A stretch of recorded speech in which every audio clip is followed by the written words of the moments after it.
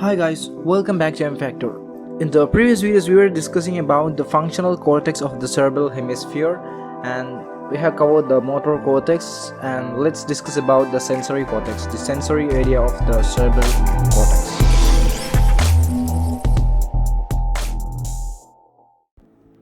The sensory areas of our brain are divided into two: somasthetic area and the somasthetic association area, or the somasthetic cortex and somasthetic association cortex. The somasthetic area, also known as the somatosensory cortex, is a part of our brain that receives and processes sensory information from the entire body. This part of the brain is essential for receiving sensory information from the body and processing it to initiate important movements that are required to deal with a particular situation. It receives sensation of touch, pain, and vibration, variation in pressure from the entire body. All of the sensory information is being received. This somatosensory area, or the somasthetic area, or the somasthetic cortex, can be divided into two functional parts: the primary somatosensory area, or the primary somasthetic cortex, and the secondary somatosensory area, or the secondary somasthetic cortex. The somatosensory cortex is a part of the forebrain and it's present in the parietal lobe. The primary somatosensory area occupies the post-central gyrus on the lateral surface and the posterior part of the paracentral gyrus on the medial surface of the cerebral hemisphere. The secondary somatosensory area, or the secondary somasthetic area, is present in the superior lip of the posterior part of the lateral fissure.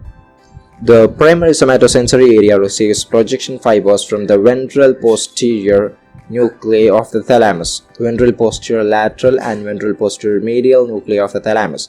These nuclei receive fibers from the contralateral half of the body, from the opposite half of the body to which this nuclei is located in the brain.